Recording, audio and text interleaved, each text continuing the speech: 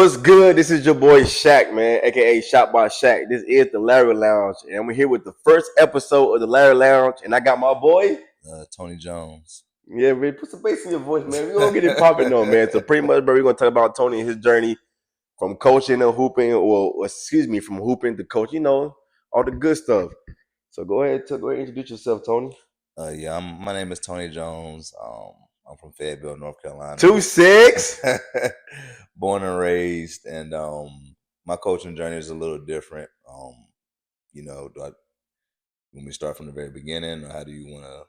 It's up to you, man. This your world, man. I'm in the Larry's Lounge, so you in the Larry's Lounge, man. Get right, man. So basically to start, as an athlete, coming out of high school, I didn't know much about college.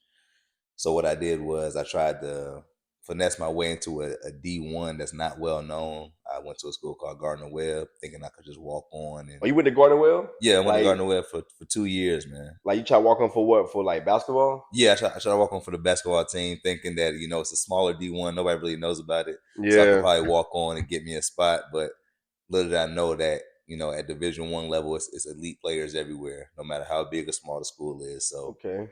What's good, friends and family? This podcast is sponsored by Omari Delore. Make sure you click the link at the bottom of the video and use my code, the Larry Lounge, to get 10% off of any gear. Make sure you shop and cop, and let's get it. I thought I could walk on, but they gave me the run around, which is the usual around the D1 level. So I spent 2 years there. School started getting expensive. It's a private school. Yeah, it is. Yeah. Actually, it's funny that you say that because I know when I want to say my 10th grade year, my freshman year, me and my boy Keith Coleman, shout out to my boy Keith Coleman. We were the only underclassmen. I say underclassmen. We were the only either freshmen or sophomores. Yeah. On varsity at the summer league, and gotcha. We had our summer league game, our summer league camp at Gardner-Webb. Really? Yeah. Yeah, Gardner was a beautiful campus, man. They got a nice gym and stuff like that. So y'all had it was like Gardner-Webb's camp, or y'all had a different kind of camp at the school? Nah, it would pretty much just you know how in high school you do the summer leagues before the season start, whatever. Got you. Yeah, we had they hosted it there. They hosted a summer league there at Gardner-Webb. Y'all play other high schools. The other high schools, like that. Correct. Yeah. Heck, I got you. So yeah, man, I spent 2 years there trying to walk on. Nothing really came of it. Started getting really expensive. From Fayetteville to Gardner-Webb is about 3.5, 4 hours. So the travel, the cost, and stuff like that started adding up. So after the fall semester of my second year, my parents told me, "Hey, it's starting to get really expensive. You're going to have to transfer probably." So I took the semester off, went into construction, things of that nature. And then I had to find a school that was maybe a little bit closer and a little bit more cost effective for me. You didn't want to stay home, did you? Nah, I tried to get away a little bit. Get on your nerves, be honest. Nah. It's cool, bro. It's cool, bro. Nah, but I just wanted, just to see what the experience like, just to kind of live on my own, away from everybody, and kind of see how I would adjust to it. So, so I did go 4 hours away, but then I had to get a little bit closer to home. So then I started looking at schools and found out that Pembroke's pretty close to home, about 45 minutes to an hour away. So I was like, you know what? I'm going to transfer here and try to walk on here. Okay. And, hopefully I can make the team there. It's a Division II, so I thought, I can make it. And then, so once I transferred, tried to try out for the team.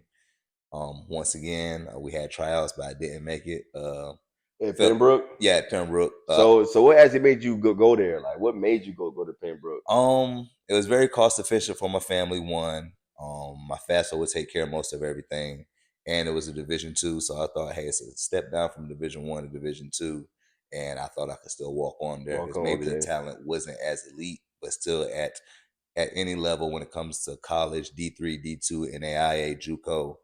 There's levels to it, and there's still elite players at all of these levels. So, so I thought I could get on at Pembroke, but So what other schools were you looking at besides like Pembroke? It might have been I might have just tried to go to a school maybe an NC State, because it's only an hour and a half, hour away from me, Carolina, stuff like that. Maybe some of the bigger schools just to be a college student.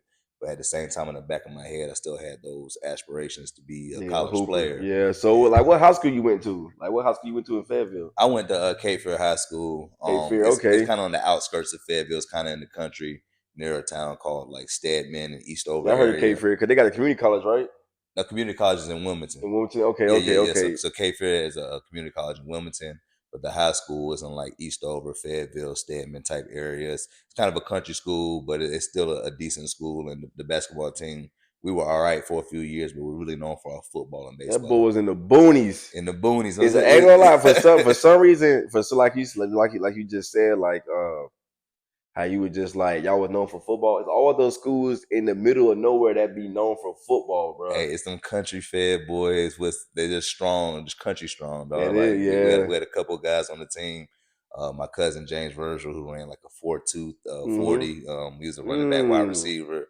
We had another running back, Josh Williams, who was really good at running back, and a fullback named Karan Jones, who was like probably like 6'2", 6'3", like 240 or something like that. At the high school level was, it's kind of an anomaly. So yeah, we were pretty good at football, like you said. Basketball, we were okay. We had some good guys come through, D. Bright, Vernon, Cephas, stuff like that.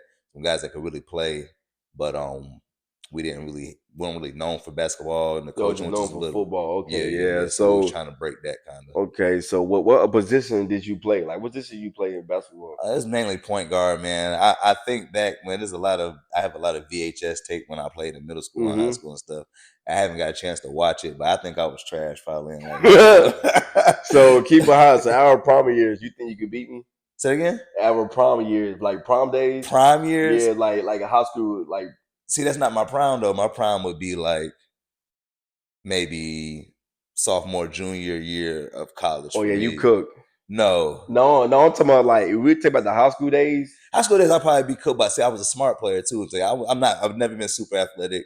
I've kind of been like just very smart, know how to take angles, know when to take good shots, help defense, things of that nature. I've never been like super athletic. I'm cooking you. High school days, bro, I'm cooking you. See, what were you back in your high school days? Because right now, I know you kind of as a facilitator, kind of spot shooter, kind of right now. But like you cooking me, like from what people told me, they said I was more of like a Brandon Genius type Rondo player. And add a little bit of D Wade, because that's my favorite player. You feel me? Brandon Jennings, Rondo. So Brandon Jennings. I'm talking about Brandon Jennings in high school. Brandon Jennings. Got you, but I'm saying, but Brandon Jennings had a clip. Like, you had a clip too. Like a lot of people that know me from back home would say I used to pull that. Got you. I admit, like me after I hurt my wrist like a while ago. Well, actually, in high school I hurt my so I end up hurting my wrist real bad where I had fell on it in the game. Like you like broke it or something, or like you just like had to sit out some weeks. Got you. Shout out to Vashawn, bro. Vashawn, you was the reason why this happened to me. So AAU, right? AAU, this team was pressing us. Got you. And my homeboy Adonis, shout out to my boy Adonis, put the A&T together.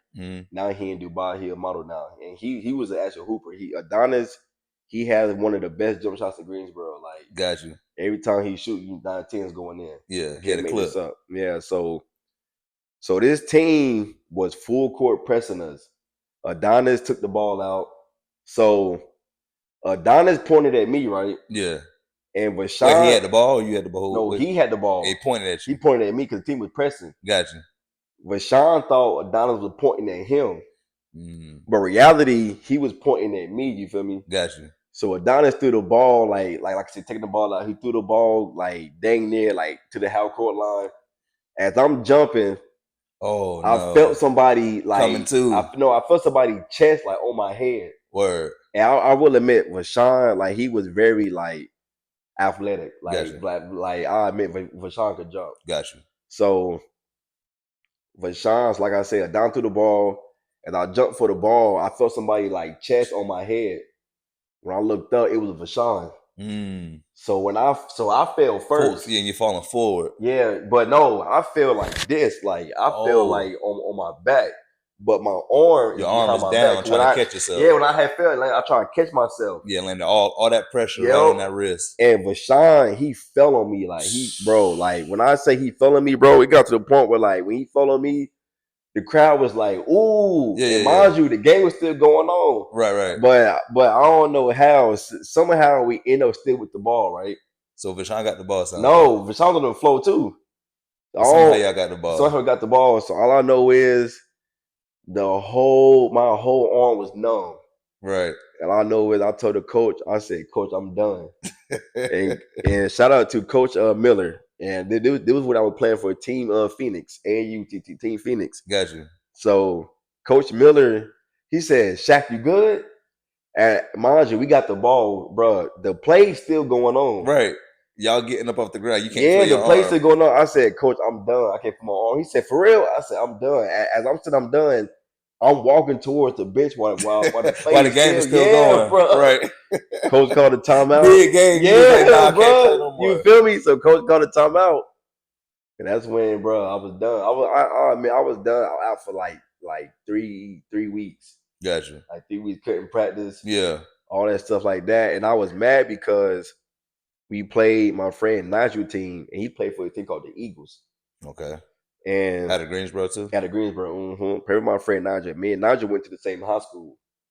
So when we had played them right, they ended up beating us. And Nigel in school was like, yeah, Shaq ain't played, but he seen the little thing. He seen the brace, the brace on my arm, right. You feel me? Well, my hand. And I ain't gonna lie, bro. I could tell my coach wanted me to get in that game so bad because every time other team scored, like he kept like looking at me. You feel me? Yeah, he looked down at the bench. Yeah, like look at me, but I'm over here like, bro. And what made me mad was were you dressed now? You said what happened? Yeah, were you like jerseys and everything, like, but still had the brace on? Nah. Okay, so yeah, like the sweatsuit on. I was wearing warm up. Yeah, the warm up suit. Yeah, I was wearing warm up suit. And what killed me was when Nigel hit an open three, bro. Mm. And I was like, man, he would do this when we playing in the gym, right, bro. I ain't gonna lie, bro. I was so heated though, but yeah, bro. But people would tell you, bro, I definitely had a ratty. Gotcha. I will admit, now my junk iffy now. Like it comes with time because like back then you was in the gym a lot more. Yeah. Now life be life, and you got a job, you got to keep the lights on, stuff like that. You can't be in the gym as much. Exactly. As a high school, student or kid, like you can be in the gym as much as you want and have as many responsibilities. So that kind of changes things. Yeah, because that's why people was like, I'm more of like a Brandon Genie / Rondo. Rondo, got you. And like I said, a little bit D Wade is my favorite player. I used to Euro a lot. Yeah. I don't care who you with, I'm Euroing. Yeah. Even at the free throw line. But somehow, like it was like I was so quick that I could get in the hole still. Yeah. And on top of that, people did tell me like the way I drove like I was like 6'3". I drove like a 6'3" person, like getting in that lane. Right. But with your game, who would you compare yourself to? I don't know, man. Like I'd say I'm more cerebral. And I'm talking about as in like now. Now, or you want to say, or you could do both back then, or like we could do both. I say back then and now. Like one of my favorite point guards ever is Andre Miller.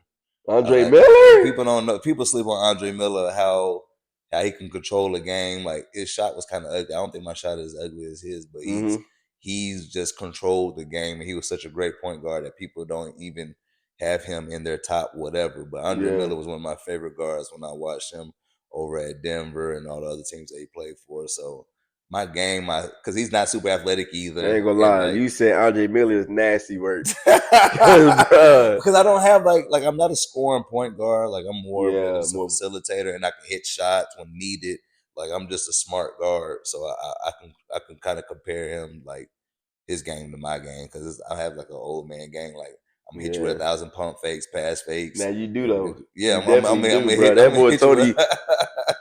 That boy be like, yo, if you're bro, this man pressing the square button just wait for you to jump, because you're gonna jump at some point. Yeah, jump at some point. So I had to say probably like which is kind of maybe whack to other people, but I think Andre Miller's a really good guard. Is that now or back then? I'd probably say both. Both. Yeah. I've never been super quick or super athletic or could jump out the gym. You were just smart with it. Just smart with it. And I could control the game. Okay, look at that boy, man. That boy Tony Tone, man. That boy Tone, man. So that's crazy. That's I never knew that. That's something different. Yeah, for sure. For sure.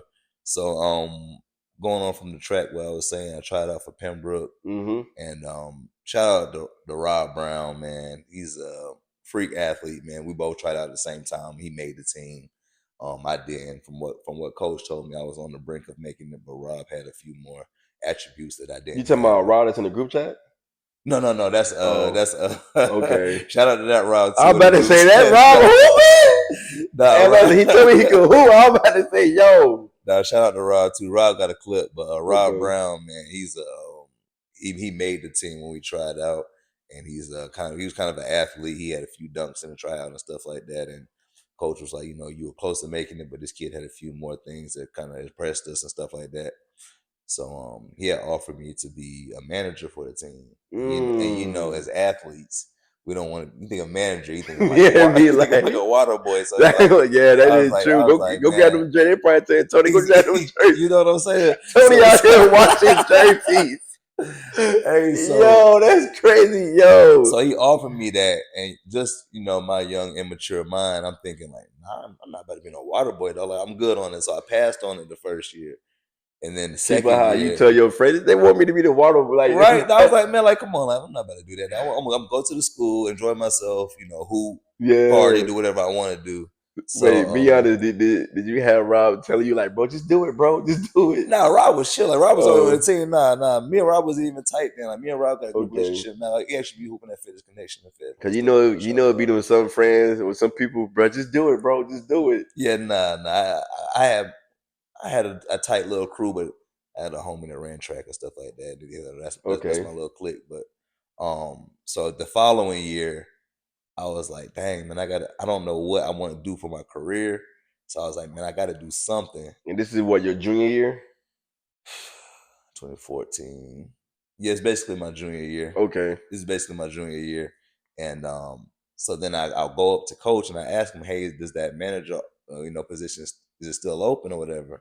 He's like, yeah, we got a spot for you or whatnot. So I get with the team that year and learn how to be a manager. And I was like, oh, okay, I'm understanding things, how the college game goes, how the practices go, how everything should be flowing. And I was young and ignorant and dumb when I was young, man. I would wear shades to the practice, have headphones in my ears while the practice is going on. I would have a ball, towel, stuff like that. But then I had a conversation with Drew Richards, who's the head coach at Pembroke now, and he was like, "Man, if you want to take this serious, you got to have both feet in." You know what I'm saying? Like, you just got to go all in. Yeah. So it's like all this shades wearing, headphones stuff, that stuff got to go. You know what I'm saying? It's like, you really want to be into this coaching stuff. I saw like he kind of put the battery in my back, like, all right, maybe I could take this coaching thing serious. So I took it a little serious. I came in on time, ahead of time, before the coaches get there, sweeping the floors, doing all the stuff. Because the one thing, shout out to Coach Miller, who was the head coach at the time. He treated the managers as if you were one of the players or part of the staff. Yeah, respect. Some people don't be doing that. Nah, man. So he made sure that you didn't feel like underneath them or anything like that, or belittled or anything like that. He made you feel like whatever the team got, you got. If it was food, gear, travel, whatever it was, he made sure you got the same thing. So it always made me feel like I was a part of the team. So I did a manager for 1 year, and then after that year, I was graduating, and it was like, hey man, Coach Miller pulled me to the side, like, you're gonna need your master's degree just in case you try to get some coaching jobs in the future. You got your master's too? Yeah, I got my master's too. I didn't know that. Okay. Yeah, I got my master's in sports administration. Wait, so what did you get your bachelor's in? Sports management. Sports management. I got my bachelor's in sports management and got my master's in sports administration. So when you became a coach, did you change your major or did you just? No, I kept it the same. So at Gardner Webb, what was your major at Gardner Webb? See, I was kind of like undecided because I was just like, kind of like, I don't know what I want to do, and I kind of wanted to be a sport agent. When I was coming up, I was like, I think a sport agent would be pretty cool. But then I learned you have to go to like a lot of law school and stuff like that. So I was like, I'm not going to. Excuse me, I'm not that dedicated into trying to learn all the law and stuff like that. So so I went to grad school. I became a graduate assistant for the men's team, and a graduate assistant is basically like, you're a coach, but you're like almost a glorified manager. No disrespect to any graduate assistants out there, but you're working your way up the totem pole. You're still at the bottom, but you're still working your way up, but you have a little bit more responsibility. So I'm starting to do a little bit of scouts. I'm doing a little bit of recruiting. I'm getting on the road and stuff like that. So you was actually doing that? Yeah, I was getting all that experience as a graduate assistant. So you was actually going to people's schools just to watch. So you was recruiting people? Yep. So coach will kind of have me on the road, like, hey, we're looking at this kid. Tell me what you think. So what's the farthest place you've been to? The furthest is probably going out west, probably like going out like the Combine or something like that. Combine Academy, which is like from Pembroke, is probably like 2.5, 3 hours. The Combine Academy near here. Yeah, kind of like near Lincolnton. Yeah, shout out to my boy Trevor Booker, man. Yeah, for Yeah. sure. Yeah, combine, man, they be churning out kids, but that's probably the furthest I went. I've been to Tennessee before to see a kid, and I've been to Georgia a few times and stuff like that. So maybe that's the furthest. Tennessee was probably like 5-6 hours or something like that. But you don't try to go too far out, Too far, okay. especially at the Division II level. The funding is not the same as the Division I. We get to fly out to places So and stuff when like you that. was doing it, were you trying to recruit the top players in the nation or Oh no, not the Division II level. Those okay? kids are far gone. They going to the Blue Buds. They going to Yeah. like the Kentuckies, Carolinas, Dukes, and stuff like that. We would So get the kids as kind of their. We would so I like to say we still recruited Division I players, but hmm they was just missing a few things. Like they were very skilled in some aspects, but then they were flawed maybe in some other aspects that just kept them right at the cusp of D1, D2 type level and stuff like that. So we had some really talented guys who's played overseas, still playing overseas right now and stuff like that. But we will recruit D1 level players, but they would just have some I wouldn't say flaws, but just some I guess insufficiencies in their yeah. game and stuff like that. So So did you so now I know not all the players came though, but is there some players who you recruited that actually came? yeah, like because I mean we worked on kids for a long time. Shout out, like I said, to Coach Miller and Coach Richards. They showed me the way, man, with just what came with recruiting, like you recruited every day. Like even that's just not even going somewhere, like you would text a kid or reach out or call or reach out to the mom and dad, ask how they were doing and stuff like that. So it was a constant thing every day when we were recruiting kids, especially kids that we like. We either go to a practice, we either have lunch with them at their cafeteria, we go watch a workout, whatever the case may be. They come to the school for an unofficial visit or watch a workout or watch our practice or something like that. So we would have constant communication with these kids trying to get them there. And then sometimes they come, sometimes they don't. It depends on what they want. That boy Tony cutting that check. we Pembroke had no bags. Nah, We I'm did we dropped playing. off no bags. I want to make that clear. Yo, it's jokes, man. It's all jokes, man. Look, just know it's all jokes. Funny games. It's a Larry Lounge, man. It's all funny games. It's jokes. That boy Tony said, "You come here." Yeah, No, I'm nah, but playing. it's definitely a challenge, especially with kids that would That was like more. cocky. Not even just cocky, just wanted more of a nightlife in that sense. Like Yeah, Pembroke Pembroke's is in kind the of in the country. middle of nowhere. You know what Yeah, I'm saying? Kind of deal. So it's like basketball, books, and just get to it. And God, then cause y'all know, cause like coming to well, I said, cause excuse me, but like when it comes to the nightlife, y'all going what Fayetteville, like Fayetteville State? no, it would be mostly like apartment parties and stuff like that. There was a place called El Tanapa. There was That's but Elton that Mariana. boy, wait, Elton, bro, Chill, bro, that just sounds like a chill. city. Now, El Tanapa was right off of 95. They had like a little spot, and then Mariani's was right like maybe 5 minutes from the school or something Okay, like that. And then a place called I think Stables that I never really went to. So they had a few spots you had to, but a lot of times, me personally, I'm not like a club kind of guy. I'm kind of low key. Um, I really enjoy like the apartment parties, the kickbacks, where there's maybe 10, 15, 20 people. We just kicking it or whatever. So that's kind of what mostly Pembroke had to offer. It wasn't like a super like you said, you have to go to either Fayetteville or Raleigh, Charlotte to really yeah, enjoy something. But at Pembroke personally or in that area, it wasn't really a lot to do. So little kickbacks would probably yeah. be some stuff I went That's to. crazy because my stepsister went there. Mm. She went to Pembroke. What years? Do you know? Around when? Her name Older, Kiera. Her younger? name Kiera though. Older, younger? Kiera Brown. She younger.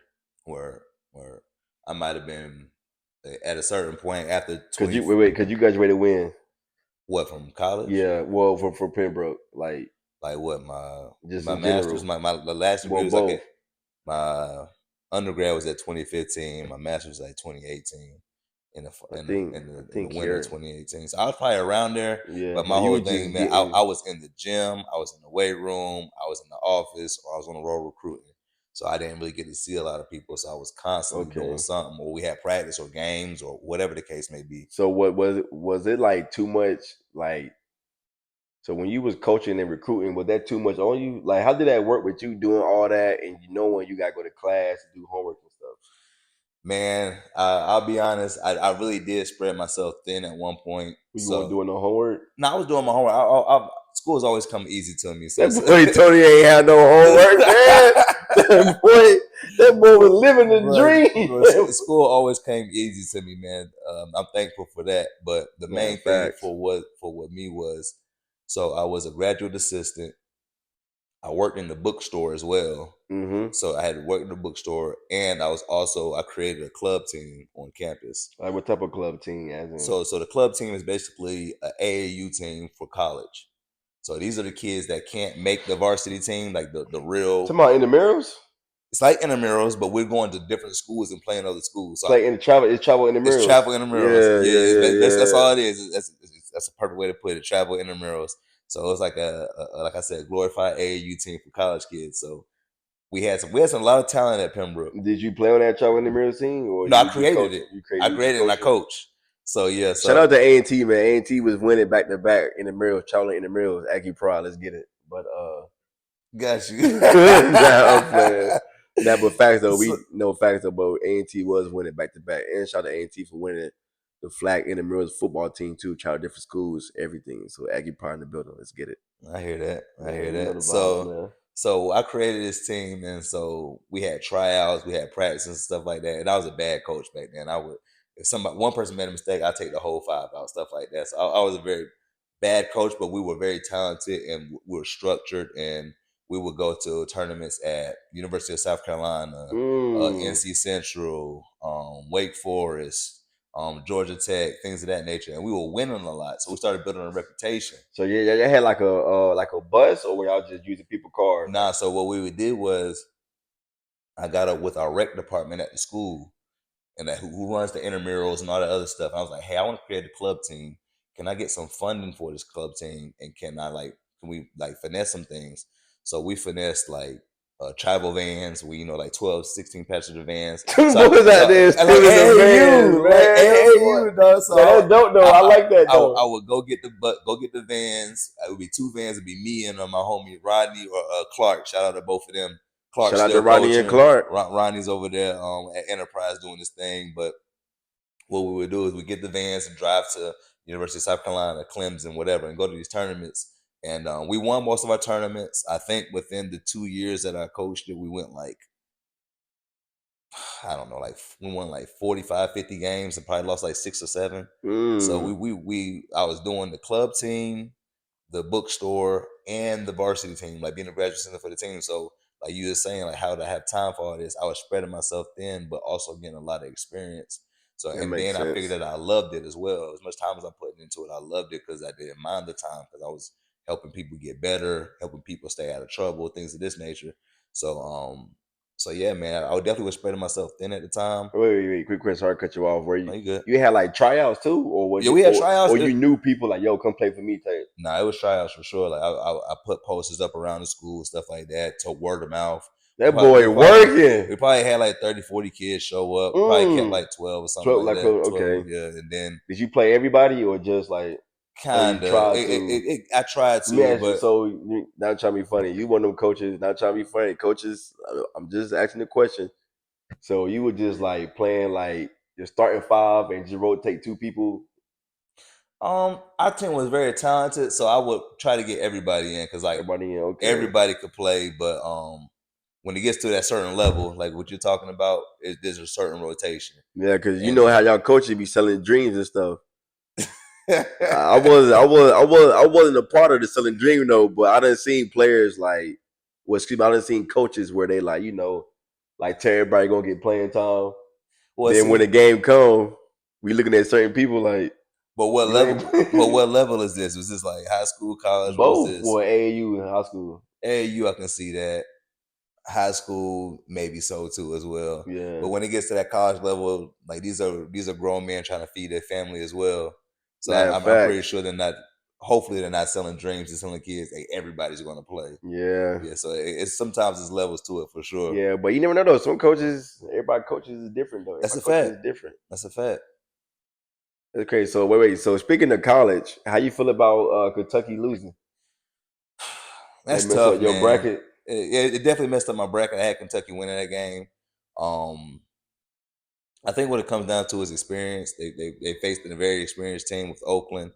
Um, And Oakland was the underdogs too. oh, for sure, especially against Kentucky. I mean, Yeah, Kentucky's a blue Kentucky. blood, Yeah, but bro. when it comes down to it, man, it's a lot of I mean, college has changed over the last 4 or 5 years, especially with COVID and stuff like that. But I think the main thing is a lot of kids, especially at that level, is one and One dones. and done. There's not a lot of chemistry being built. There's not a lot of team camaraderie being built, and you're kind of learning on the fly. But when the teams like Oakland or smaller teams is on the come up, like those guys probably been there for 3 or 4 years already, and they know the system. They're basically grown men. They're Yeah, 23, 24, they've been there going longer. against Yeah, exactly going against 18, 19-year-olds who's out there who's super talented but not as experienced, doesn't have quite the IQ or haven't played as much basketball as they have. So now they're running into these you can call them lower level mid level yeah, uh college teams, and then taking the L. So Kentucky's going to be Kentucky no matter what. John Calipari is going to get guys to the pros, but when it comes to the tournament and stuff like that, I think that having that experience, that team camaraderie, that maturity on the team definitely helps. yeah. So how you feel about that NIL, that tournament? It all just depends. It sounds like it's not going to be at the same time as the NCAA tournament. They're going to invite just a few teams, Yeah, but because I seen Duke was on there too. yeah, I don't know how they're going to do it. But I'm kind of interested in it. It sounds like it's kind of going to be like the in season tournament of the NBA, but you enter it, you get a meal. If you win it, you get a get a meal. meal, So yeah, I'm not sure how they're going to bust that down between the players, yeah. coaches, and the staff and stuff. And But I feel like Kentucky going to be the first team to do that. To actually go there like a powerhouse name. like make it like a statement to say like, hey, Yeah, we're going to be in this tournament. cause honestly, like from what I read, uh, they say if you join that tournament, you won't be able to join the Match Martin's tournament. The really, Yeah, you talking yeah, about the NCAA yeah. tournament? That's what I read. Yeah, if you join that, you won't be able to join the Well, March if Madness. that's the case, man, then some coaches got some decisions. Yeah, Coaches, ads, and stuff like that got some decisions to make. yeah. Cause honestly, I just feel like the traditional schools like Duke, Carolina, they might not join that. Yeah, They're probably going to join the NCAA because that's a traditional way. right, And them championship bring money. right. But I feel like Kentucky and like doing other small schools, they're probably gonna join that though. Especially, I just feel like especially with schools and players, for a fact that's not gonna make it to the league. Yeah, Like, yeah, like it's not gonna make it to the league. They can easily be like, yo, let's join this, try to get this meal. We yeah. already get a meal for going.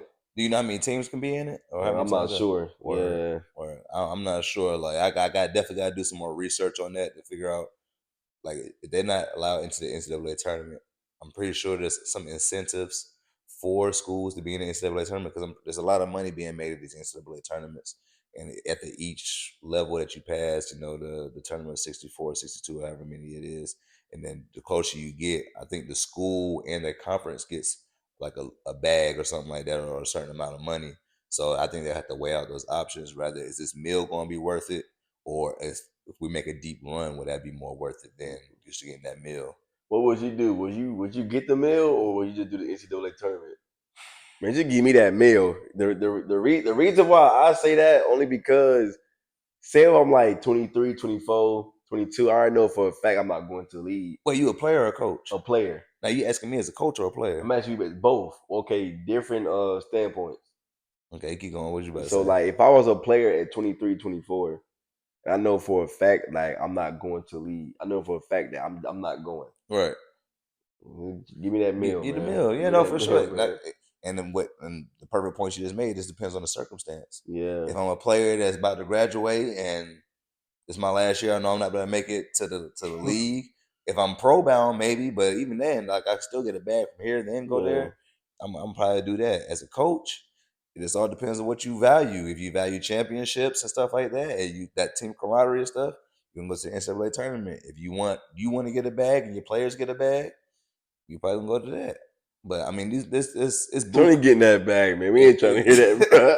it's, Tony it's, getting that bag. it's buku money in NCAA in general, man. Nah, That's it getting is passed though. around. So And yeah, I don't know. It depends on the situation, what school I'm at. If I'm at a mid major high major, deep, whatever. Mm-hmm. So that kind of all depends. So speaking of like you said with the Pembroke situation, like so you was actually getting funding and you was taking the bus, like that's actually dope. Yeah, man. The shout out to the rec department. Shout out to, my goodness, the name is leaving me, but his last name is in my head. But shout out to the rec department over at Pembroke, man. They really looked out, helped us out. We got some trophies in there still, probably, but they looked out with the funding for us to travel, stay in hotels and stuff like that, and play other teams and win some And championships. you was were you doing it since like while you were you doing this once you graduated or like So I was in grad school, so this is mm, right after I graduated, 2015. We created a team. We traveled.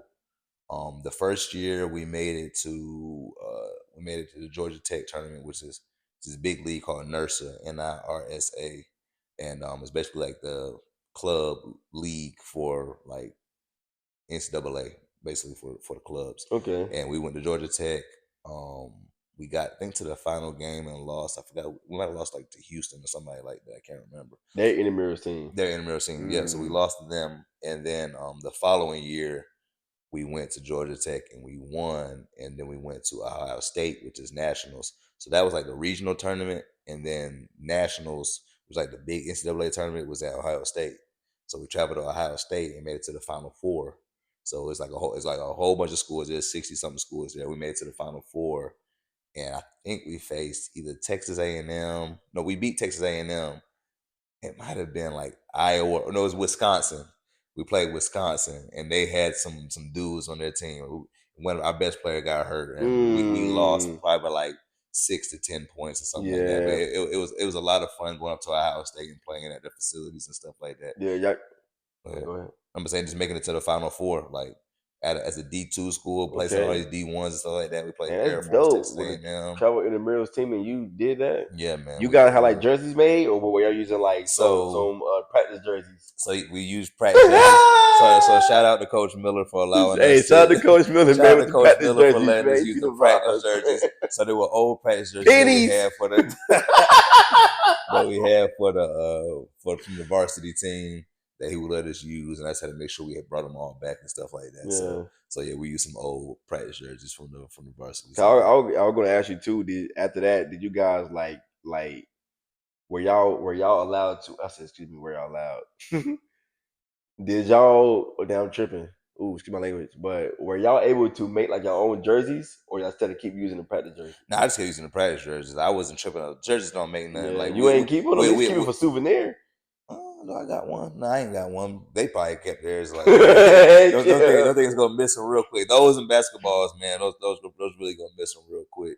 For Yeah, real. them kids love them. Like some shorts or a jersey or like a basketball. The kids are Heck gonna yeah, keep because it, what it bro. is, it representing a brand that you was in. You feel Yeah, me? and they hang them up in the, when you back in college, in your Yeah, apartment or in your dorm room, you just yeah. kind of Because post I up on the noticed wall. like when it comes to basketball gear like that, like I noticed like shooting like doing photography for like the So True Classic Mhm. and the Queen City Pro Am. Yeah, If you got those type of shorts, it's a status yeah, for you. You feel me? yeah, for Because sure. people gonna look at you like, oh, it's not you was in that. Yeah, They gonna look at you like not on the higher up though, like yo, like he was yeah, it must have been legit. must have been legit. You feel Yeah, me? it's kind of how the kids are with the EYBL stuff now.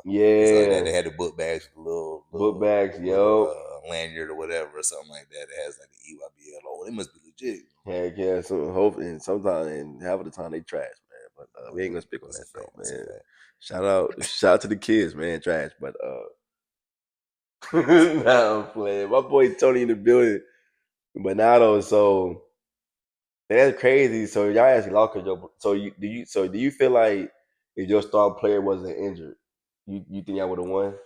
We would have had a chance for But sure. it's okay. It's Wisconsin, okay. You don't gotta be humble all the time, bro. nah, Y'all would have Wisconsin had a won. really good team, man. They had some boys out there, country fed, strong. They had a little bit of size on us too. It was just a good game, but they was just I mean, we were just a little immature at the time, just worried about the refs and stuff like that. Stuff we could have controlled. And this was But what, like the second year or second year, second year? yeah. We had a really good team, and yeah, man. I was blessed to have a really good team and win so many games, and make it to the Final Four and stuff like that and play. I really enjoyed it, man. Like it was a good Nothing but time God. That's nothing but God, man. for sure. And you're a firm believer, right? Firm believer for Sir, sure. raised in the church. Yes, born and raised. You was in the choir. Nah, I wasn't No, in the choir. it's okay, bro. I wasn't in the choir, but my mother's a pastor now. My father's Okay. like a youth pastor and stuff like that. So definitely born You was in and the raised. usher. Nah, I was chilling, man. I would be the kid as always. Heck When I was yeah. little, man, sleep is like Yeah, I was in the raised in church too though, but I couldn't go to sleep though. I My mom used to wasn't supposed like, to go to bro. sleep. My Say mom that. used to Yeah, that preach little me. pinch under the arm, boy, you wake you up real quick. Yo, you know what I used to do, bro? You know what What's I used that? to do? I used to have, like, I was a kid. Well, I spent, as I got older, like in high school, middle school. But you know, like you go to church. Some services be early, some services don't be early. So it's like, Which one did y'all go to? so my church in Greensboro, it was the 7:30 service and 9:30 service. But we would go to the 7:30 service. So it would be like, so it's like I would have my Bible open, right? Just so I could look down, but the whole time I'm asleep. Sleep. And my mama was like, she would either pinch me or like nudge me or she like Yeah, kick kick me. you or Yeah. something. Yeah. And I'd be like, I'm not asleep. I'm reading the Bible the whole time, bro. I'm out. Nah, you know you ain't reading nothing. Yeah. Your whole head falling down. Like, Cause like in my church and back home in Greensboro, I was doing the sounds. yeah. And the camera, like camera C is word. up. I was producing, yeah, like Word. camera C is up. That's camera, why I shot by Shaq now, man. They yeah, shot by trained you from Shaq. young, Yeah, man. it's crazy. It was destined to be this. You feel me? Let's get it, man. Shot by Shaq, Larry Lounge. But now I feel like, though, I feel that's good though.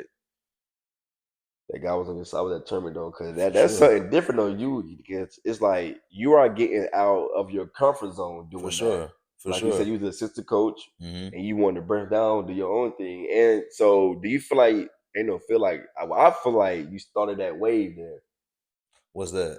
The intramural team, Pembroke. Well, I know they be still having it going a little bit. I haven't really been tapped in No, that much. I'm saying like you started that though at Pembroke. Oh, for sure. Yeah, For like sure. you No, started that. for If sure. it wasn't for you, like getting to it with it, Yeah. it wouldn't be no travel in the mirrors for them. No, that's a fact. That's a fact. Cause my homie Mike Smith ran it after I left, and they had some really good runs too. If I'm not mistaken, they made a deep run as well. So nah, man. Hopefully it keeps going. You know, I can't run it forever. I haven't ran it in some years, but it's a lot of fun. And if you can't make the college team, y'all, I promise you, if you join a club team or if y'all have a club team at your school, join it, man. It's like college AAU. If it's ran right, it's like a college AAU program. So did y'all actually win? Like, did y'all win some tournaments or like We got championships? we won probably about in the 2 years, probably 5-6 tournaments, something like that. You was there for all 5? Yeah. So how did that work with you coaching that and being assistant coach for the team? So it all kind of depended. So I can't remember really how it went, but I just know I would never miss a varsity game for that. for an event. So you would have like somebody else coach. Right. That or we wouldn't have a tournament that weekend or something. Okay, that's or we clutch. just Yeah, skip that's it. clutch. Yeah. Yeah, that's clutch. So I kind of made it how it worked. Or coach was like, you know what, we're good. Because I was still like at the bottom of the totem pole. So I didn't need to travel all the time. So like if it was a away game, you're like, you know, we're gonna hit the road, Tone. Like you can go ahead and go to this tournament if you like. So I'm like, go ahead and run the tournament and go to it or whatever. So Tony was like, "You sure?" Yeah, exactly. Yeah, you sure you don't need me on the road? I was like, bet. I was like, all right. So we would host something or we would go to something. So coach was really lenient with that, especially because my responsibility wasn't so high at the time. But as I moved up in the ladder, I was like, hey, I gotta cut something. Like I'm working this in the bookstore. I'm in grad school. I'm with the varsity team and I got the club team. I don't know if you can you I don't know if you can answer this or not. Just if you just be like nah or just say no. Were you getting paid for that? For what? For the child in the mirrors. Oh nah. Definitely not getting paid for that. Nah, it's something I did out of the kindness of my heart, okay. And just to get experience of being a head coach, having your own program, running how you wanted to, practice how you wanted to. And like I said, I wasn't a great coach, and I had some bad mistakes. With just if one person made a mistake, I'd say, "Hey, the whole five's coming out." Like, I'd be mad at somebody, and I learned from those mistakes, and just from coaching and watching Coach Miller, Coach Richards, and stuff like that. It's always them coaches, man, get mad at the team. Everybody, I remember. Shout out Adonis. I'm sorry, but shout out the coach of Brooke. So one day I got ISS right, Gotcha. and I didn't know the team ran because of me. So I get to school the next day. I seen Adonis and them, Reggie Perkins, Keith, all them. I said, "Yo, what's good?" They said, They "Man," tight. they said, "F you." I said, "For what?" They said, "Cause we had to run." I said, "What you mean?" Right. They said, "We got ISS." I said, "Yeah." Man, bro, apparently Coach Brooks had them boys running outside doing football like condition. What'd you do to Running get an ISS? nothing. They hated me. Nah, I'm not I ain't gonna lie. believing that. Nah, I'm not gonna. Honestly though, I don't remember exactly what I did though. But you did something. Matter of fact, I know exactly what I did. I know exactly what I did. So it was the assistant principal. I ain't gonna say his name, but I was in my art class, right? Mhm. I took art. I used to draw a lot. So I was in art class. I asked my art teacher if I go to the bathroom. I went to the bathroom. Mind you, that whole day, the assistant principal kept messing with me, bro. I remember that same day, I had on just one glove. He was like, "Take that glove off. You're not Michael Jackson." I said, "What?" I just had it just to have it on. You feel me? Wasn't even thinking. Yeah. Took it off, and mind you, that same day I had a pencil like in my ear, A pencil. and the pencil. You know how like they say you put pencil ear, your best bet to turn around. How the eraser sticking up in a not the lead part. Why's that? Cause like say like you could poke somebody in the eye with it. So I had a pencil in my ear, and the razor part was behind my ear. And the lead Yeah, part was up. yeah. So he told me, "Take that picture out your ear, this and that, this and that." I just said, "Okay." So fast forward to that day, that same day, I was in art class. I went to the bathroom. Like I just went to the bathroom. I see my sister principal coming down the hall. This man said, "What you doing?" I said, "I'm going to the bathroom." Mm-hmm. Bro, I don't know how, bro. He started coming at me. I don't know why. All right, this is crazy. It's crazy because I really remember this. Yeah. Started coming at me. I said a few words. I mean, I ain't cussing. I was just like, "I'm not doing that. You a kid. I'm not doing nothing wrong. Just going to the bathroom." Right. So this man walked me back to my art class.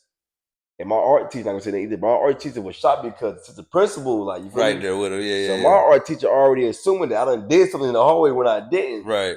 I just said, "Man, I just went to the bathroom, bro, this and that." And I was like, I remember I smacked my teeth. He said, "You know what? Just come with me." Yeah, bro. AP was just tight. Bro, came with him, bro. This man was threatening me. This man said, "I'm gonna call your mom." I said, "For what Yeah, though?" what did I do? Bro, to this day, bro, I didn't do nothing. I just went to the bathroom. I ain't do Oh, nothing. that's weak. That's So weak. So then the boys had to run for you for So that. he was like, "I'm gonna give you ISS." I ain't gonna lie, I was crying because I was mad. I'm like, "Yo, I ain't do nothing, bro." Right. Never called my mom. Just gave me ISS. Told my basketball coach, and them boys was running. Dang, that's tough. Them boys were running. I remember my mama was like, eventually I told her. She said, "You should have called me." I said, "You won't gonna believe me." Cause you know, like when you in class, I hate to say this, 9 out of 10, the parents are gonna believe the teacher more than you. Yeah, I mean yeah, true. Like you could be right. Yeah. But for some reason, bro, your parents, your mom and dad, going to believe that teacher. Yeah. Well, the parents probably know you kind of a thorn in people's side at sometimes too. Yeah, I was chilling, bro. I ain't do nothing, bro. I ain't do the. But I do see what you're saying about them. You is like one person mess up, everybody mess up. So, Yeah, and, but that's kind of how it to be ran sometimes. But the way I was doing it, I should have been better. But luckily, we had a lot of talent on the team. So if I took five out, the other five so you came was in and good. could produce as well. So like, how was it like? So how was it like coaching for like? So what was the difference with coaching the assistant coach at Pembroke and doing being the head coach at Intramurals? Like, what was the difference besides just you like actually just full on coaching I was gonna say the control, the like control? because I can control my practices and stuff like that, and at the varsity level or at the Pembroke level You where they couldn't really continue. say too much. I could. As time progressed, they gave me more responsibility. One, and then two, they started to listen a little bit more, and um, but it was always a team effort. Like that's the one thing I loved about Coach Miller. It was like the staff was like one cohesive group. Like Okay. you could bring something to him, he liked it or love it, or if he hated it, there was never no beef between if he didn't like something that you said. He was like, "No, we're gonna do it this way." Like, all right, coaches, whatever. You know what I'm saying? Nobody had an ego. Nobody took anything to heart. It was just like, hey, we're all trying to win. I think this is best, and maybe they think it is, maybe they don't think it is, but nobody really had an ego. So the biggest difference between the two is just having the control of your own program and stuff like that, I would say. Had there been a time where the head coach at Pembroke would come in your practice at the intramurals? He might have came to one Okay, or two, because we had late practice. Because okay. I would have to make sure, one, I go to my classes, two, work at the bookstore, three, go to our regular practices or weights that we had, film or whatever. Then like my practice would start like at 8 o'clock at night or something like Into that. what, like what, 10? 10 or something like that. Yeah, So so I was doing stuff like that. so when you was winning games, like when they realized that you winning championships now, Mm-hmm. how was the head coach looking at you, or how was the school of Pembroke looking at you? Were they saying like, "Oh yeah, he's good"? Like, yeah, no, they would definitely cheer you on and like, "Hey, oh, like you won that tournament this weekend." Like it'd be a surprise the first time. Then another one, they'd be it was like, they "Wait, was like, what, Tony?" Like word, They okay, probably said the good. assistant. Yeah, they was like, good, you know. And then they kept seeing me, like they saw I was taking it more and more serious, and we was winning. So then it was like, we're gonna take like it's. After a while, it's like we're gonna take you serious now because like you're really into this now. Like you're out here winning games and with random talent. Like we're like I said, we're mainly like the only D2 team, and there's like a lot of Division 1 teams. Oh, and y'all was beating them, and we beating everybody, probably, and then like we're garnishing a name for ourselves. So they definitely started to look at me like maybe he has the potential to be a head coach, or just a college coach in general. So they probably saying the water boy at assembly. Yo, they probably the equipment manager winning. Yeah, so we was handling business, man. And That's what's up though. You was watching their jerseys? Yeah, we had to. Yeah, I do all that stuff. Man. Bro, I have zero ego, man. That's the one thing about being a manager, bro. You do everything. Like you're at the bottom of the totem pole, so you're washing jerseys, make sure the pre-game's ready, post-game's ready, jerseys out for the game, make sure the books are ready, balls are out, floor is swept, make sure whenever somebody hits the floor is dry, whatever the case may be. So I have no ego. If you see me anywhere, if I'm coaching or something, the floor gets wet, I will get on my hands and knees and dry that spot up real quick and keep it moving. There's no ego to it. I don't care who sees me. Nah, facts, you got to. Yeah, you shouldn't. One thing about life, bro, you shouldn't care what people think about you, bro. Yeah, you can't, bro. You can't, bro. I've been realized that since middle school, bro. For real. Elementary, you like, yeah, but now just like, bro, you shouldn't care what people think. So when you started winning tournaments, were people respecting you more? Were they respecting you more? I mean, so I didn't care too much about everybody else's respect. No. I'm talking about as like a coaching standpoint. Like, oh, he's good. Like, he definitely can do it. Yeah, and that's the only people I really cared about that from was like Coach Miller and Coach Richards, like, and Pops. Pops was our assistant, a volunteer assistant. You talking about Bang Bang? Nah. Nah, shout out to Pops. Eldon Miller, he's a that's nasty work, man. My man Pops from Friday out here coaching. Pops is a legend coach, man. He coached at Ohio State. Ooh, he was at Pembroke? Yeah. He coached at Ohio State, I think Eastern Michigan, and I forget the D3 that he coached at, but they're like a legendary D3. But he's like basketball encyclopedia. If you have any kind of question about anything, he has the answer for you. So shout out to Pops. But that's the only people I really care for, like respect and stuff like that, is coming from them. Yeah, that's good though. So had it been time where you had to stop doing that just so you can coach at Pembroke, or like the club team? Yeah, for sure, man. So once I 2015, 2016. Like I said, I started running myself thin because I was still in grad school. I had my classes, the varsity team, the club team, and the bookstore. So I had to cut something off. So I told myself, hey, I need to cut the club team off, focus just primarily on the varsity team, get my schooling done, and still make money at the bookstore. So yeah, definitely getting that work study, man. Yeah, that work study. That work study is where it's at, man. Get a little bit of bread from that. Facts. Man. Look, man, I'm gonna tell you like this: if you were a freshman, whatever, you in college, if you want some money, do work study, man. Work study is where it's at. Work study where it's at, man. You get some chicken doing that, and get a little bit of experience added to your resume and stuff like that. The only reason why I ain't like work study because I ain't gonna say that why I like it though. But you had some people, like would like tutor you. But like, bro, you my age. Yeah, that's true. I ain't gonna say his name though, but bro, this dude is like getting work study. You feel me? He would tutor us in math. Yeah. how in the world you tutoring me but you failing? Mm. I ain't gonna say his name I though. He don't know know how if that he watched it, you works. know what I'm talking about though. But you getting paid, Hey, and we taking the he test. finessing the And system. look, he It's like, taking it. He take. I knew it was real when we took a test. He did this. I was like, yeah, I ain't oh, going in. he looking out though. Shout out to him. Whoever you are, Hey, shout shout out out to to him you. though, bro. You Shout out know, to he you. looking out for himself. He finessing though, Yeah, he got finesse. but now he still cool people though. Like he know he is though. He cool people though. Like my boy. But now so now I feel that though. Like I feel that though. So like, wasn't there a time where you were just the head coach at Pembroke? Yeah, man. So I worked myself from the very bottom, from being a Wait, manager. sorry. Wait, first thing first, how did you like become the head coach at Pembroke? So I started off as a manager, worked myself to graduate assistant, and then our head coach had got into a situation where he had to resign. So I was the like associate head coach or assistant, like the first assistant head coach, first assistant coach for the program. And when he had to resign, um, it came down to, are they going to hire somebody else, or we're going to just bump me to like the interim head coach.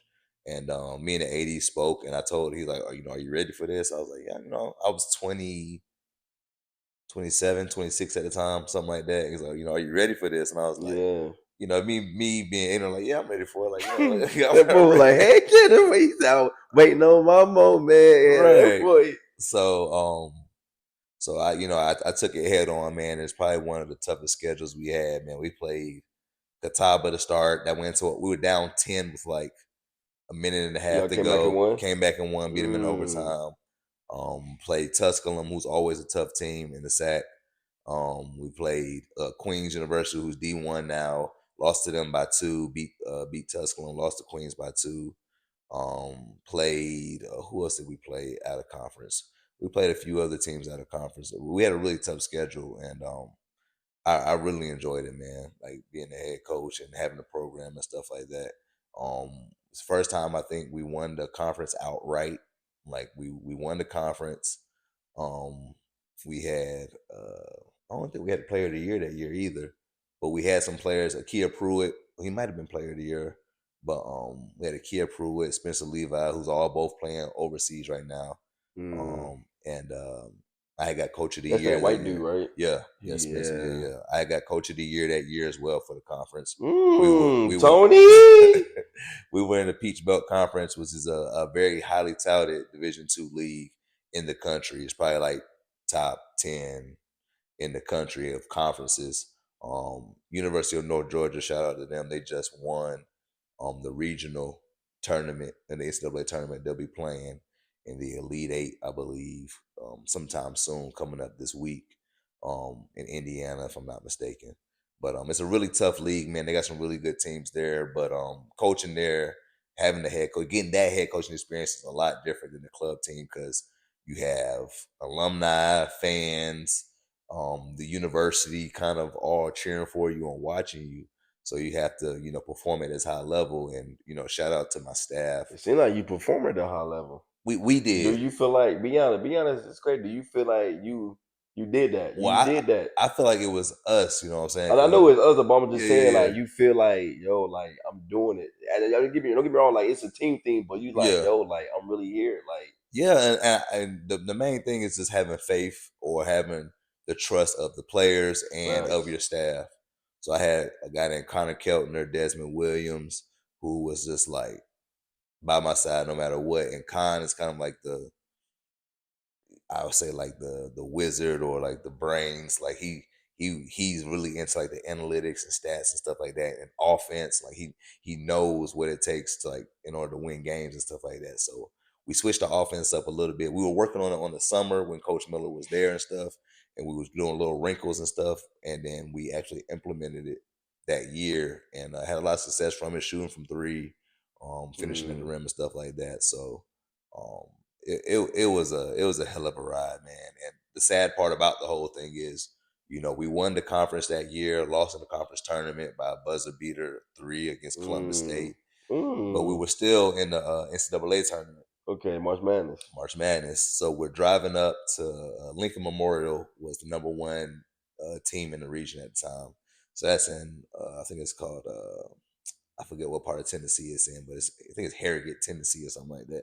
But it's in the middle of nowhere. Yeah. So we're driving up to Harrogate, to go play in the tournament, and we stopped like at a Wendy's or something like that to go get something to eat for the guys. And I'm on Twitter on the bus, just chilling, and I see that the NCAA Division One tournament has been canceled because of COVID. This was in 2020. They had just canceled it on Twitter, and I was like, you know what? We could turn the bus around because we're about to be canceled next. Because if it's Division One's canceled, everything else below it's going to be So y'all canceled as got well. canceled. So we didn't even get to play in the tournament. So we were like, what, number 4 or 5 in the tournament, like top 3 or might have been 3, I think. Lincoln, Queens, then us, or some along those lines. But we won like top 4 or 5 teams in the region. I think we were going to face Catawba, and we faced them earlier that year. We went to an overtime game, and I think we had something for them coming up to that game, but we never got the chance to play it. They brought Coach Richards in, who had been there prior but had a head job at Atlanta University, and he had came back, so they gave him the head job. And yeah, man. So I really enjoyed that time. Shout out to the staff. Shout out to Joey Tamburo, the best athletic trainer in the United States, or at least this side of the Mississippi. He did a great job as well. Okay. But the staff at UNCP was great. The talent we had at that time was great. And like you said, I think we did a great job as a staff and as a team to put on for Pembroke and that organization that year. So do you feel like with you like winning them championship games for the intramurals, do you feel like the school thought you was ready? Like to be the interim? Yeah. Like Maybe that played a part. Me and Dick Christie had a really good relationship. He's the athletic director at UNCP. Okay. Yeah. I think we had a really good relationship, and I think he trusted me and kind of knew that I was in the system and kind of knew the guys very well. So I didn't think he wanted to bring a new face in at a time and made things a little bit of shaky. So I think that definitely helped with just being able to being around coaching and stuff like that. That they knew I was serious about it, and it gave them a little bit of faith in me. And luckily, we had a really good year winning the conference and having some great players and stuff like that as well. Yeah, you didn't want to stay after Pembroke, or you just wanted to branch off to your own thing? So I did stay another year, but that was like a COVID year where if you tested, then one person was positive, then the whole game would be canceled and stuff like that. So that year we went like 3-3. We only played like 6 games that year due to COVID. We had a lot of games where it would be the day of the game where they shoot around. We had to test before the game, and somebody would come back positive, and then we had to cancel the game. And it happened like 4, 5, 6 times in a row. And then we just like, you know what? The guys were tired of it because basically we would practice against each other and never play games. We just keep practice. The game come, we couldn't play. Practice. Game come, we couldn't play because somebody would pop up positive every time. So do you feel like if COVID didn't happen, you would still be at Pembroke? That's a good question. I don't know, because I guess it all might have depended on how the NCAA tournament went. If we made a deep run in there, if I possibly been the head coach still, or if we would have lost early and then things played out how they played and there was no COVID at all, we would have had a regular season after that and I might have stayed longer. I mean, there's no telling really. Yeah, it's God's plan, man. It's God's timing, man. For sure, man. Maybe that happened something better. Like everything happens for a reason, man. Because after that COVID year, that we had the COVID year where we made it to the tournament and didn't get to play. Then the next year we went 3-3 because of COVID. That following year, a head coach opportunity popped open for high school, and I really enjoyed, being the head coach at Pembroke. So I was like, maybe I might enjoy the same thing at high school. And what high school was that, your mom? 71st High School in Fayetteville. Shout out to 71st. Know about y'all. Yeah, shout out to 71st, man. They made it to Black, red, and white, man. Man, they made it to the state championship game again this year. And you done ran the Central Cabarrus, who's just a well-oiled machine, man. Them guys won like 90-something games. Man, wasn't it one time where they went to the state championship and they lost or something? Who's that? 71st. What happened with us? That was your team? It was a lot of teams, actually, man. The 71st, man, sad. What's good, friends and family? This podcast is sponsored by Omari Delore. Make sure you click the link at the bottom of the video and use my code, the Larry Lounge, to get 10% off of any gear. Make sure you shop and cop, and let's get it. So, how did you feel about when you went to the States and you lost? Like, how was that? Man, it was tough, man, because we had a really young team. Our whole team was full of juniors, and it was my first year there at 71st, and we made a really good run. We had some challenges early in the season. Got some really good guard play later on in the season, but getting to the state championship game was a blessing, of course, just getting there. But we faced West Charlotte, who had a really good team, had some Yeah, that's the one athletes. that won, the team that won it. Yep, yep.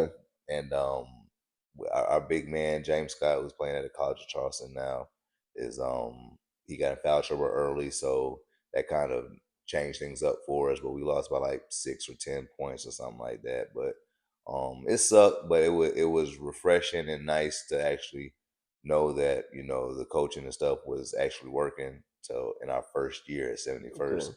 to actually make it to the state championship game was something historic and should always be remembered over at 71st for sure. So, what's the difference with?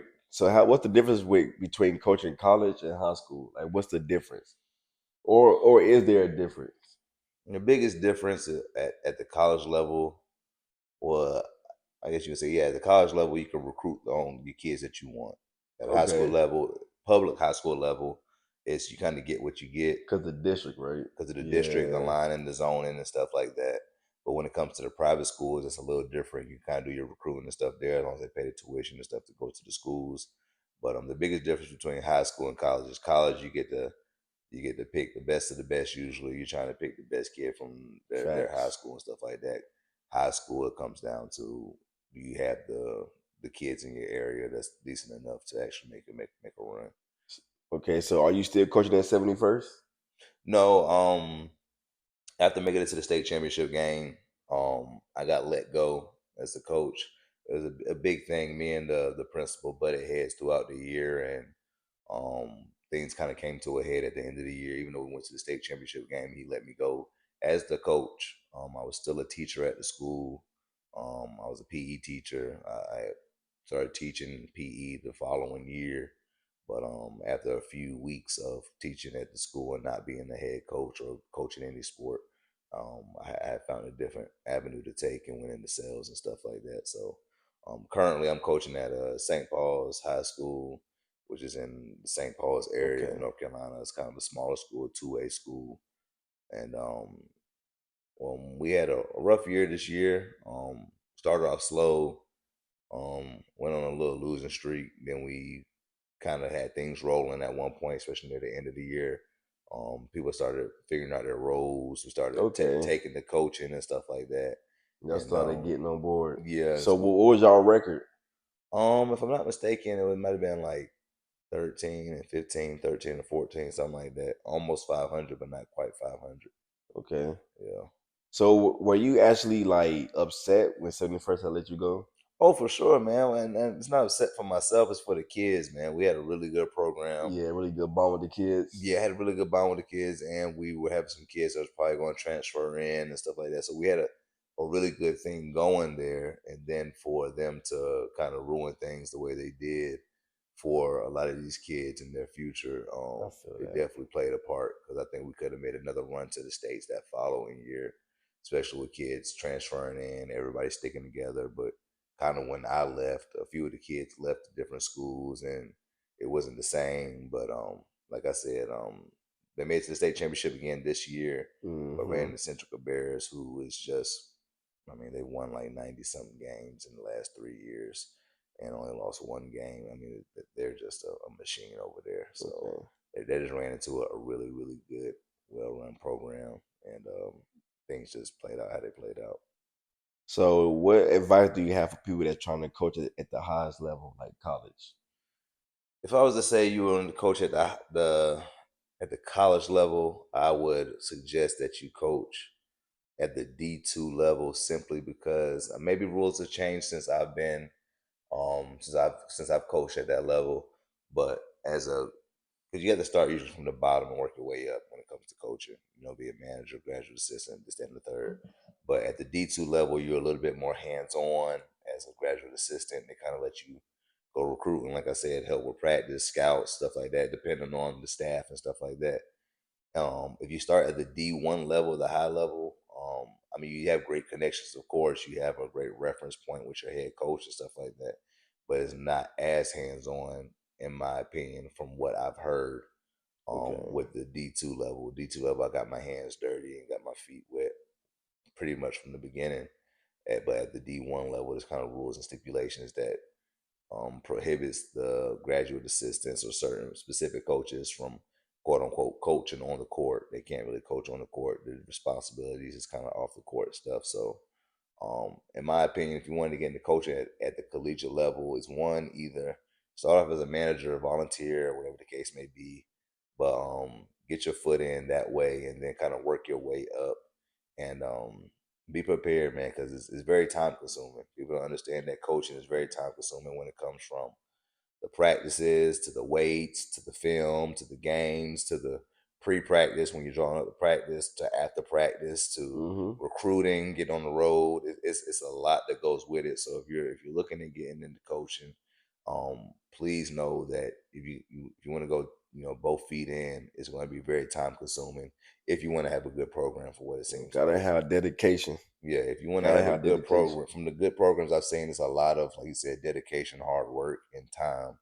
And you have to make sacrifices at all levels in any professions, but at this profession, you definitely have to sacrifice some of that time with loved ones and miss certain things, especially during the summer when recruitment is at its heaviest, and then from when the season's in season to the end of season. So it's going from dang near like October, November, all the way to March. And then with coaching, it doesn't really end there because you got March, then you got April, May, then June, July, August is basically like your time to recruit and stuff like that. So you don't have those free months. So you barely get days off then.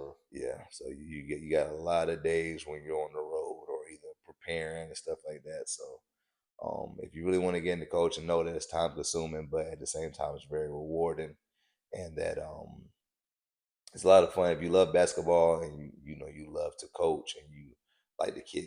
My favorite thing about coaching is watching the kids develop over the 4 years, especially at the D2 level. The D1 level, it kind of gets to the point where, I guess high D1 is kind of like one and done, transfer portal, getting transferred, getting all the transfers in from JUCOs and stuff like that. It's a little bit more different because it's hard to keep the retention rate high. But the D2 level, and like how we seen with Oakland and Kentucky, maybe this school is not as big and they can have the kids there for all 4 years and develop and mature through the system so they know everything, the ins and outs of it. It makes it a lot easier for you when you have a more mature team and you get to watch them develop over those 4 years from when they're like a young knucklehead to the young men that they're going to be in society. So it's a blessing and a beautiful thing to watch. Yeah, that's what's up. Is there like any coaches? Like, is there's like, would you coach an NBA team? Would I? You got the willing to? For sure. Which NBA team would you coach? NBA team is an NBA team. When you make it to that level, it doesn't matter. Like they're all pros, all the high level. Of course, you want to go to an organization that's ran well and stuff of that nature. But if I got to the pro level, I'm at this age where I'm at right now. I'm not ready to be a head NBA coach. I'm only 31 at the time, and I don't have enough experience, in my opinion, to coach grown men, and I don't know the ins and outs of the pro level. You know what I'm saying? I have to start at like a mid-level, low level, and just learn the things and watch how programs ran. I shouldn't say program, organization is ran. But I would love to coach it. That's the highest level. It's just straight ball. There's no, you ain't got to worry about school. You ain't got to worry about grades. It's just strictly ball. So I would love to coach at the pro level at some point. But whatever happens. It's all in God's hands. I'm just following his lead. That's what's up. Well, shoot, man, you have it here, man. This is your boy Shaq, Coach Jones, Tony Jones. You know the vibes, man. Welcome to the Larry Lounge, man. It's only your beginning, episode 1. Let's get it.